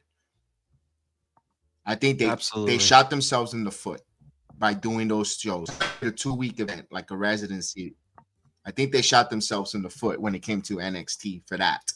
But you know, I'm like, no, what the hell? I'd rather go to see John Cena. I'm gonna get especially what we saw in Boston. You're gonna, you know, that was a PLE for Netflix. You're not gonna go to Gold Rush. I hate to say it, where you're not gonna get a Gold Rush. Where I hate to say it. I think no, you're right, dude. You're right.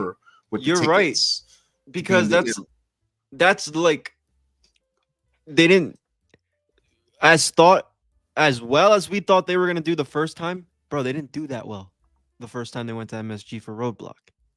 The ratings wise, at least, they didn't do that well, and they didn't do that well. There's like the same shit. And last time, bro, this one you're gonna have that on steroids because of John Cena. So I agree. I agree. And look, I said this in the opening monologue, my opening monologue for our show yesterday on the playback, which you guys go follow. Listen, they needed to build this MSG show. Now, I didn't know till last night they were doing a week 2. I had no idea. I said last night, and before we get into the rest of the show, they needed to start building this for next week. And they started building it for 2 weeks. It's just like they don't care. The last couple of months. This isn't just last night. This has been the last like 2 months that NXT has felt like this, bro.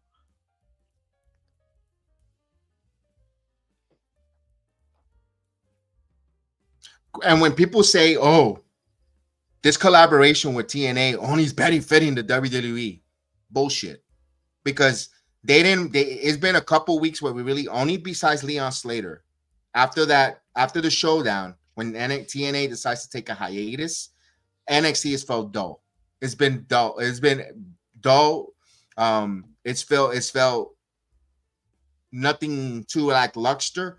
It hasn't been so exciting. TNA and NXT helps, and vice versa.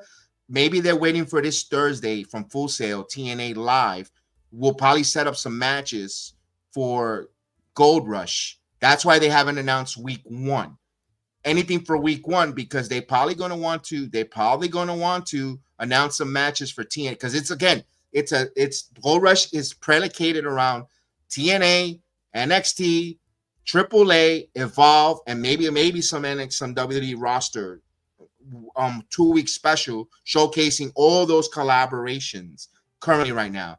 There is no TNA collaboration, just maybe with Javon and teaming up with Leon Slater against Dark State for week 2. Ying Lee is week 2. She's on there. Again, me and again. That's week 2. Yes, triple threat for the Knockouts World Title. And all summer long we saw Trick Williams with the men's NXT World Title, the men's TNA World Title, on NXT television. Maybe we're waiting for this Tuesday because there's no matches announced for Mike Santana. Mike Santana he's first and foremost this Thursday on TNA. He has to be the first person on that microphone. First opening segment on TNA since you've been off TV for almost 6 weeks has to be Mike Santana addressing the crowd in Orlando. He has to be the first one off the show. He's the world champion. He recuperated. I need the locker room giving him a standing ovation. I need the crowd in Full Sail. Too bad I'm not going to be there. I can't afford the tickets. I gotta choose my mortgage and instead of going to a wrestling show. I was hoping my credentials would have got me tickets. I just can't afford it. I'm going through the Dusty Roads hard times. I would have loved to be there all weekend at Full Sail. I would have loved to gone for Turning Point, for the live bookings, and for the tapings. I can't afford it. Not even maybe to drive to Full Sail and just stand in the parking lot. That's what I could afford. Can't afford none of that stuff. I wanted to do the meet and greet. Can't afford it. I'll watch it along with you guys. I tried to go like Slammiversary. I couldn't. They haven't reached out. I'm gonna be here. It's no problem. I don't mind talking with you guys and enjoying it and watching it. There's many ways of skinning cat. My point is, Mike Santana up there because I've been this ride with him. I know that's our champion. It wasn't in the cards.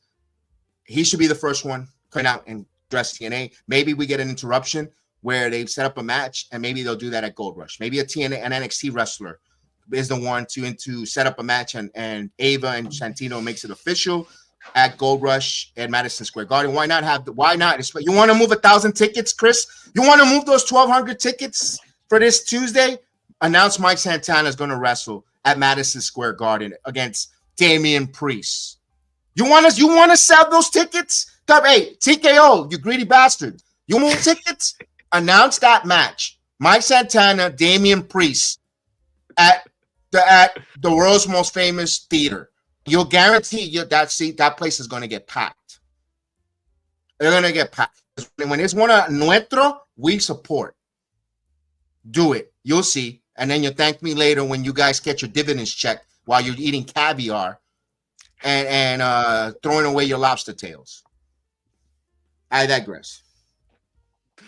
Dude, that would go ape shit if That's Chris Mike like Santana. That was good. That was good. Dude, those 1,000 tickets would move. And again, I like what you said though. If they can incorporate with TNA coming back again, it is live. They are in Orlando. So it's very, very fucking easy for them to be able to do this. I'll give you the John Cena's shit being New York, That's why maybe that's why they're not building. They want to say some things. That's fine. But I don't know. But yes, I don't know if there's something else last night that caught your eye besides the Tatum stuff that you kind of want to dive into before the main event. Yes. I do want to talk about the Speed Championship. Okay. This guy, I understand you have a lot of stock building Jasper Troy. I understand that Jasper Troy won LFG. He had that title shot against Robo Femi and lost. He's being built as this big monster, Jasper Troy, this big behemoth monster. But after I watched that match and he beat some Grande Americano, I'm not mad that he beat a Grande Americano, but I didn't feel like he won like a monster. He just did a boss man slam. Okay, all right. Not it's a regular sidewalk slam, whatever the case is. Nothing to write home about. If he would have obliterated all three of the Americanos, then I'm like, damn, they're building a monster. They didn't really do much there. Are they really messing around with a Grande America? Regardless if you like it or not, Grande Americano is over. You don't want them to start seeing him different in the eyes of the Mexican fan base. Because at the end of the day, why the WWE decided to purchase AAA Mexico and be part of the family umbrella is because you want that audience of Mexico watching WWE product and vice versa. Grande over, man. I think he's going to be their next Mega Campeón later down the road storyline in 2026. But man, I wish they would have not done the way he did. I think I want something more with Grande losing to Jasper Troy. Jasper Troy looking like a monster. Jasper Troy is a monster. I'm happy for Jasper winning the title. I'm not shitting on him winning the title. No, he that's cool and all, but I just felt it. I didn't feel Jasper Troy the monster. I just felt just Jasper Troy the wrestler. Like, if it makes sense, or am my expectations too out of this world or out of the box? No, because they have been trying to make this guy look badass. Like, he's so unstoppable. And I quite frankly, I don't know how him winning this meaningless title helps Jasper Troy in anything. 2-minute matches aren't going to get this guy over. 2-minute matches aren't going to make him better. I don't understand why this Jasper Troy was even in this match. I think the Speed Championship is bullshit. But El Grande Americano, I mean, first off, he's over as fuck. But no, I guess he's not a heel because he's with the crowd. So, okay, it gave him a baby face to maybe get over by beating El Grande Americano in 2 minutes. Again, I'm going to try to give them that benefit of the doubt. But it ultimately does not help Jasper Troy, because this guy's going to be having 2-minute matches against people that are half his size that really aren't doing shit on NXT programming. So they're going to have a 2-minute squash match with Jasper Troy. That is what I think is going to happen. And I don't think it's fair to him. What did you, and that's the case. I agree with you.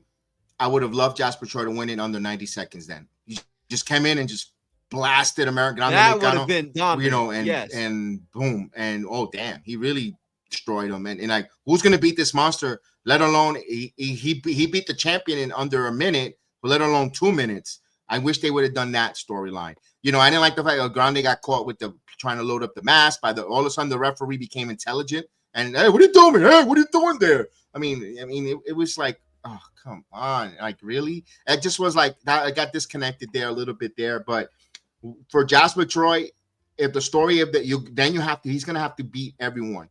You know, I wish the introduction of him winning the title would have been under 30 seconds, super duper squash, Grande Americano. Like, damn.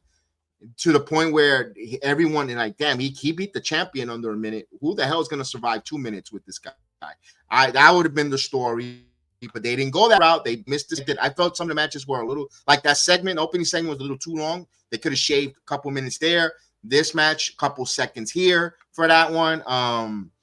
We're gonna go. You know, what is there to else to say? Because this show was not good. I didn't like the Skylar. I'm trying to think of some. You know, I'm trying to think of at least something. I'm trying to think of at least something before the main event, and I can't think of one thing that I remember that's like worth the shit. I don't know. I mean, again, Skylar Ray, just because she looks like Sarah, Undertaker is in love with her because they pushing her to the moon. I mean, I don't see the greatness in her either. I don't really do. I thought Swiss Miss Zieler Sterling, aka Swiss Miss, would have been a better choice because the height wise and the way she looked, you put her there over a little, you know, you got Thea Hale. I mean, you got another carbon copy of Thea Hale there. But I do have an idea though. They should make Speed women tag team champions, and Tegan Knox and his girlfriend should win it because you know they don't want to wrestle 3 minutes. You make it 2. Maybe they'll excel in this. Maybe they could revive her career. I kid. That was a dad joke. That was a bad one, but it was a dad joke. Let's get into this something. I mean, just like. Oh, go ahead. What are we gonna get into? Go ahead. No, I was gonna go in a match. I wish they would have not gave us or cut it in half. That Travion Heights and Josh Briggs. Oh God, that was brutal.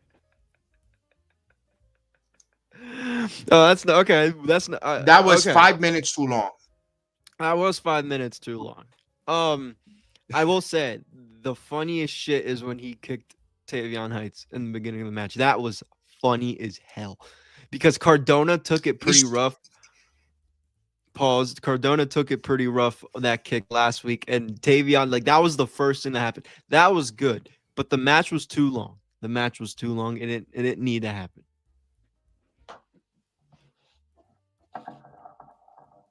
You know what? We need to have this conversation, and we mentioned it on our watch along. You know what? I understand the natural transition for an amateur pro wrestler to go into pro wrestling. I get it, but they go into that clutch of the fireman carry, incorporating amateur wrestling moves, and I see the same copy and paste shit with those kind of wrestlers from. You know, we saw a little bit of Kirk Angle, but he evolved. We saw it from Gabe Stevenson. We saw it from Damian Kemp. We've seen it with all these others, and a little bit of Tyron McSteel. We need a little more. Travion is he fits, checks the boxes of a WWE superstar, but he's got to give me a little something different.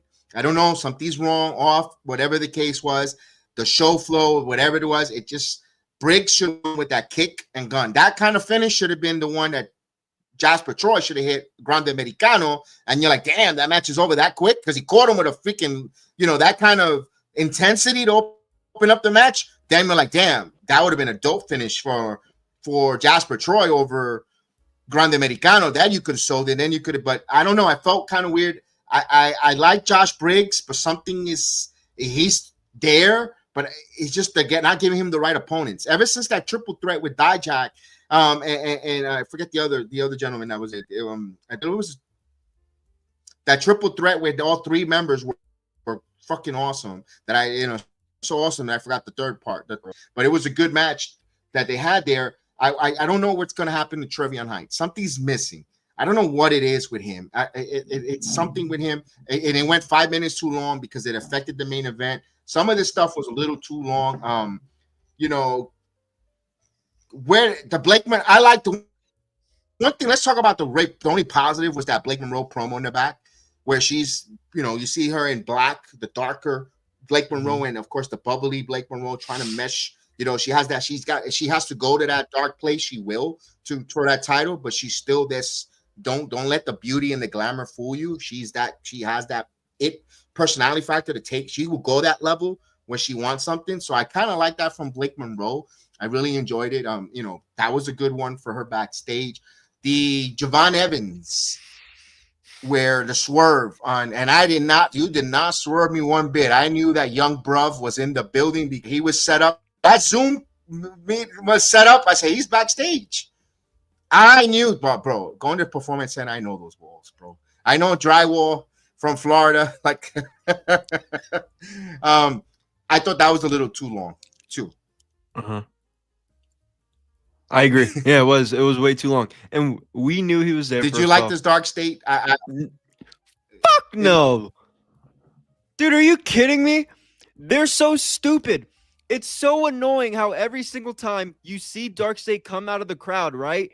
And then one person speaks, says like half a sentence, and then they do a camera shot, and then the other stooge finishes the sentence. They do a camera shot, and then the other clown finishes. Like, dude, let's talk. Oh my God. I'm going to say this every week. What does Shawn Michaels see in these four kids? What in these four guys does Shawn Michaels see? Dude, they're so boring. So boring.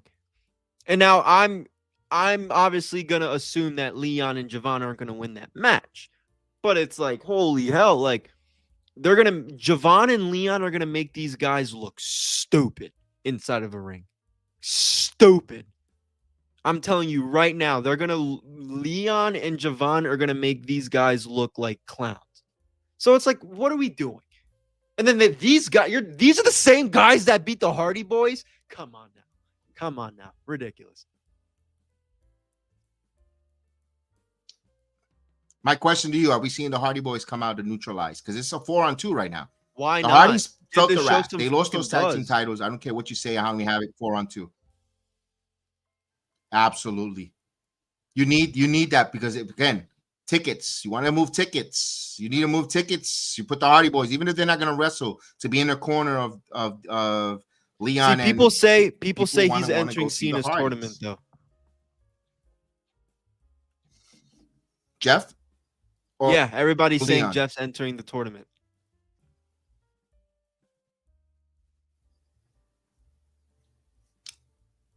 Do you want to see that? Yeah. I mean, of course. I don't.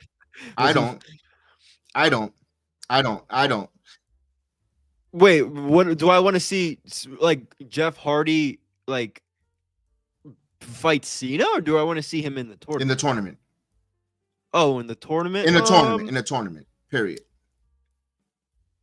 No, because he'll lose. But I mean, it might depend who.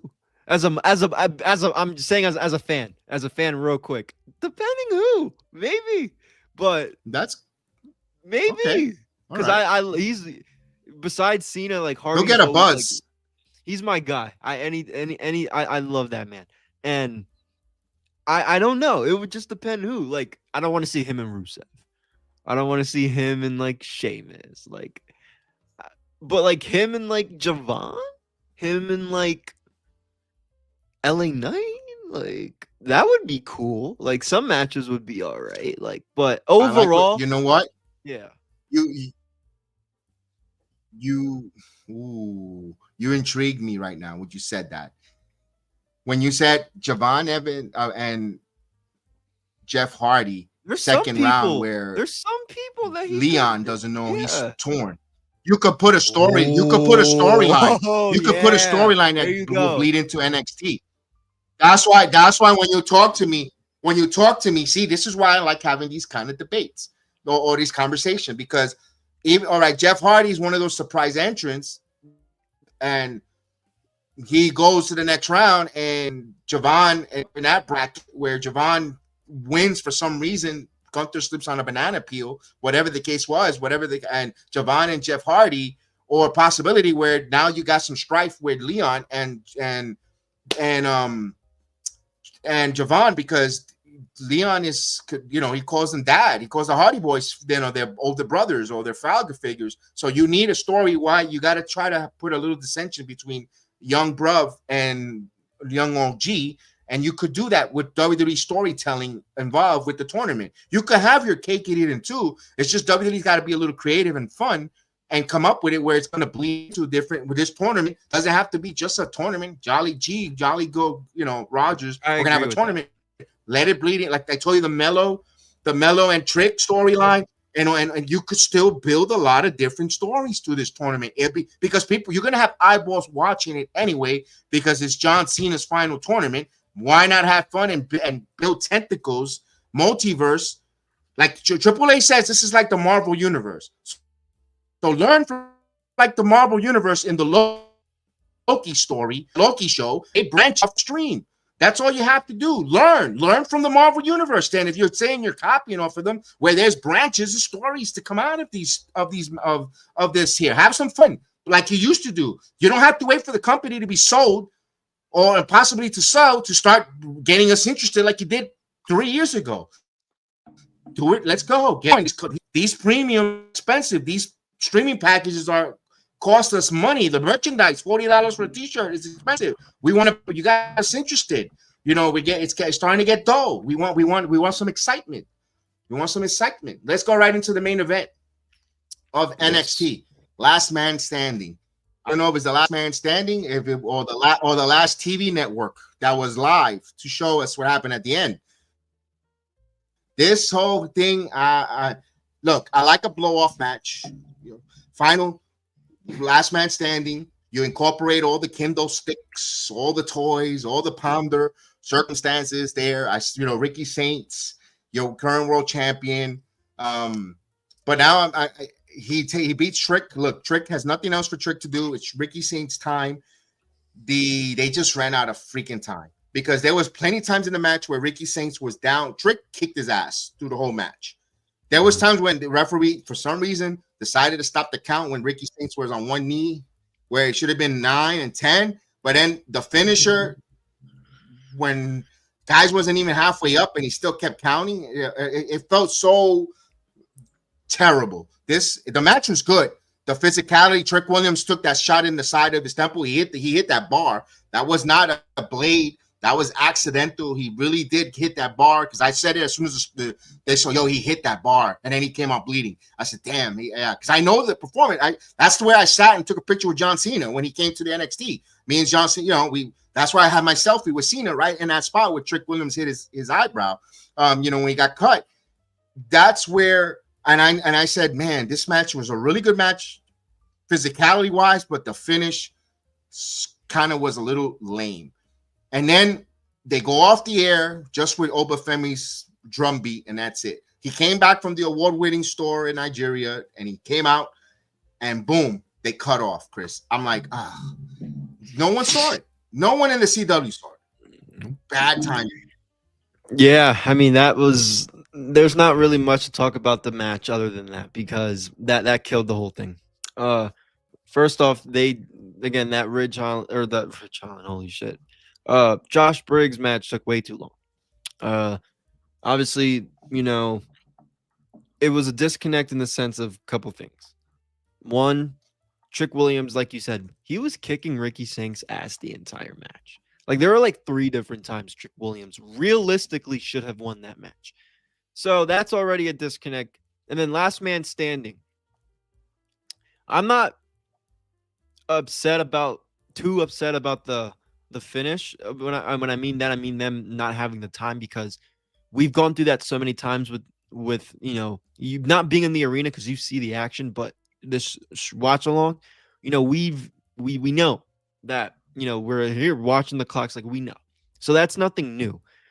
What fucking is such a disconnect and is so stupid is the fact that Trick Williams is on his knees and the referee is still counting. Again, I know they have no time left. The referee has to get us out of there, has to go off the air. I get that. They're probably screaming in his freaking ear. But yo, stay on the ground. And Ricky Saints, if you're going to say something to him, like, you know how like people say something to somebody when they're finishing him? Do that while he's laying down so the shit looks realistic. Bro, you're on your knees like this. Like this. And the referee is still counting. That makes no sense. That's a disconnect in a last man standing match. That is what bothered me. On top of them not having time. And obviously we want to see what's happening with Oba. So, yeah, the main event was just it was a strong disconnect. I mean, time, the finish, Trick majority of the time getting the upper hand and he loses just like that. I mean, it was a bad match at the end of the day between two really good wrestlers, which it kind of is disappointing. They bastardized the plywall, the drywall paper wall in the NXT underneath the stairs. I think they break through that since Braun Breaker. Now everyone they bastardized the move. To me, I would have, when I think of a last man standing, I love the way they did it with Roman and Brock Lesnar. Roman they piled up a whole bunch of shit on Brock Lesnar to beat him. Remember that last man standing at SummerSlam when he just piled a bunch of shit on him? And I would have liked the drywall all over Trick Williams. And you got again. I don't see why they don't have that respect for Trick Williams. This guy is a two-time NXT champion, a TNA world champion. What he has done, I thought, if that's his final match in NXT, I would have liked him when you needed to pile on a bunch of crap on him in order to keep him down. Not just he was on his knees and then you say it's over. I would have liked them to give that kind of a finish, but they were running out of time. They did too many spots with the spear. And then they did the table, in the crowd. I was like, oh my God, why are you going in the crowd with 3 minutes left in the whole show? Exactly. To do that? It was just like, Mike, why? Mm-hmm. Overproduced. And then you don't even see Oba come out. It's like, so it's up. One thing they managed to tell us, Oba's not going to be part of this tournament because he came out now. And you're like, okay, I'm like, you know what? At that point, I was like, I even shut the stream off on YouTube. I watched one. I still on the playback, but I was like, I'm done. I wanted to get off the air. But not to violate any swearing beyond swearing of how terrible I felt. I was like so mad. Like, really? That's what you gave us on a Tuesday night? Those wrestlers deserve better. I'm not feeling Ricky Saints world title right now. I'm sorry. I agree. I'm not feeling it. That match last night pushed me over the top.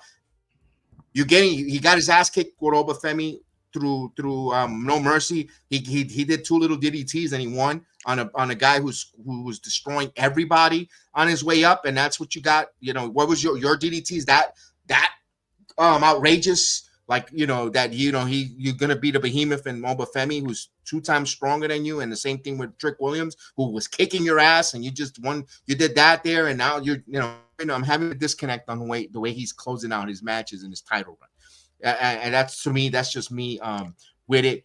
I do got some week 1 announcements for Gold Rush. We're getting Ethan Page and Chelsea Green versus Thea and Joe Henry. Joe Henry will be in New York City, by the way. Even going to Gold Rush with that Intercontinental title the next day. You're getting Dark State versus Dark State. That tag team title matches in week 1, not week 2, against Javon and Leon Slater. Blake Monroe versus Sol Ruka.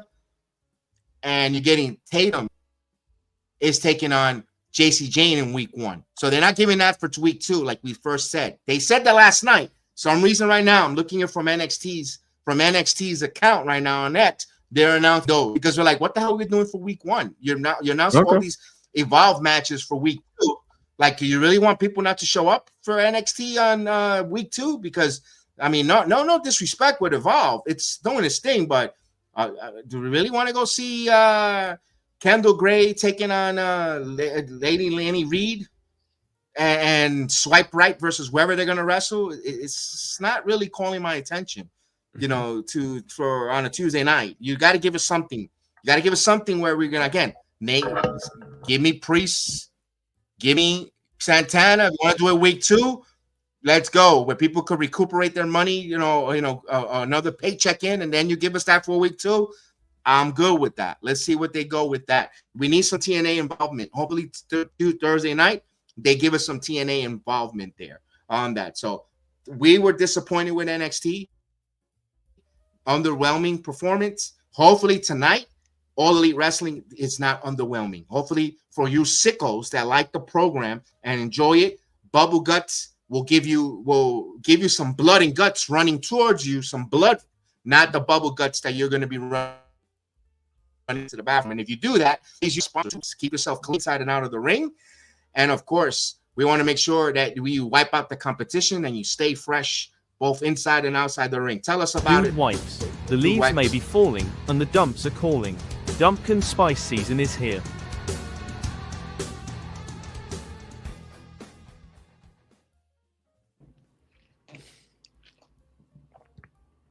Go with Chris. I'm gonna go with you with the All Elite Wrestling. What's you're looking forward to with the blood and guts matchup? Is it the women's? Is it the men's? Where are we gonna? Yeah, I'm gonna watch it. I'm actually gonna go get some Jersey mics and then get ready for what we're gonna watch tonight.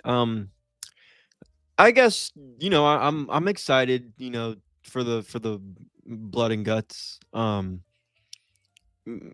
Out of the men's, obviously the trilogy here. This has to be the end of Death Riders if they lose.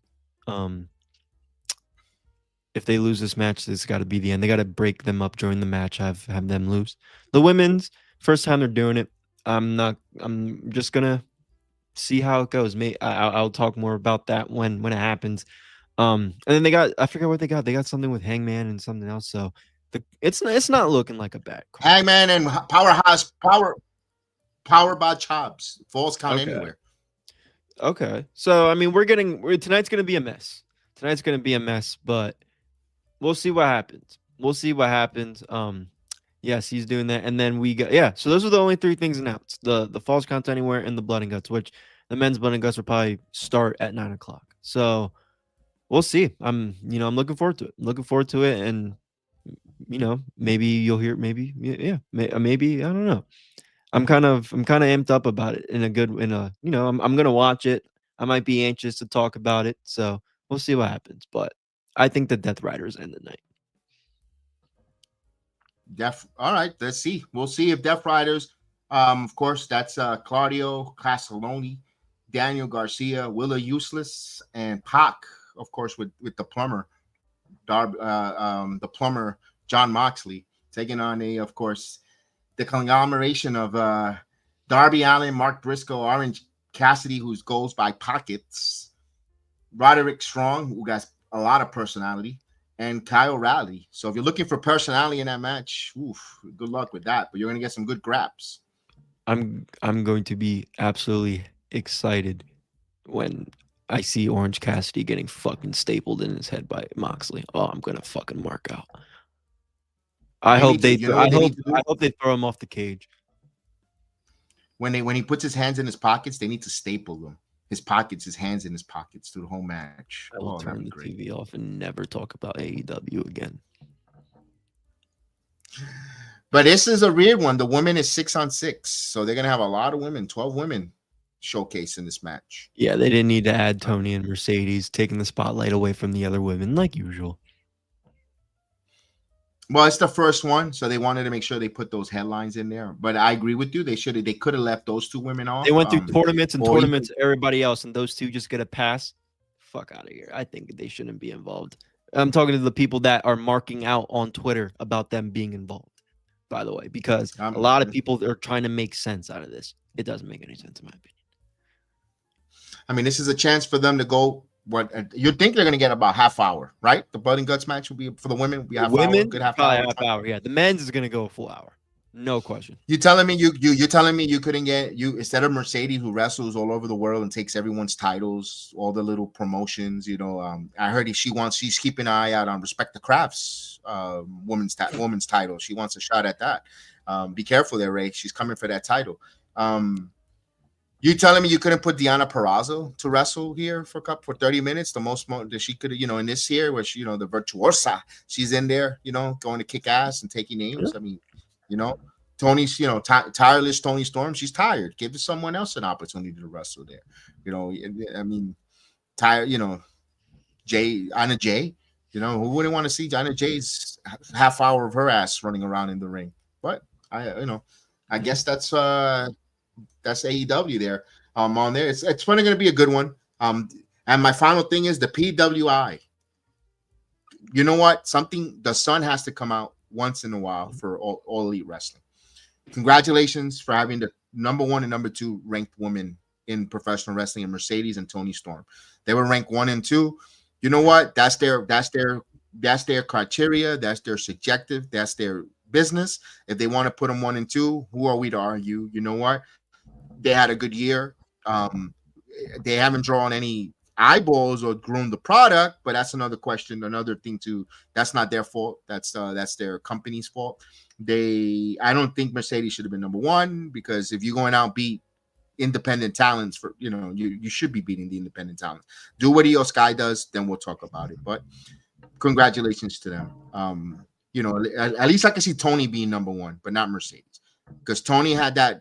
We could have said could have been the main event on that wrestling event when she wrestled Mariah May in the Hollywood ending. That was match of the year for All Elite Wrestling. But that's her objective, Chris. I'm not gonna get into that much. I don't care about PWI's top list. I could care less. And that's it. Well, if we get any other wrestling news or anything, we'll come back and speak about it. If Chris sees how spicy Bubba Guts is, he'll come up and talk about it, and we'll see what happens. We have a double streaming on Friday. We're going to be doing Turning Point on the playback, and we're going to be hearing Smackdown on the YouTube, but we're having the Turning Point on playback at the same time. So we're going to do both of them streaming. And of course, Thursday night will be live for Turning Point. Don't know AEW. We're going to watch it, and something great or major, we might do a reaction at the end. We don't know. So with that said, thank you guys for watching along. You can follow Chris at PGH Chris on X, also me at Sports Jedi Media. Like, share, subscribe, follow us and all the good stuff. Thank you so much. Hit that notification bell. We appreciate everyone watching along. Listen, we want to make sure all we want is our wrestling companies to be better. Give us something to talk about. We don't like to sit here being negativity. You can leave that for JD from New York. We just want to really enjoy professional wrestling. But if they don't give us something to be joyful about, we have to express our opinion. It costs a lot of money. So with that said, guys, we thank you guys. We appreciate that. And que Dios lo bendiga. We'll see you next time. We could agree to disagree. We'll talk to you next time. Represento las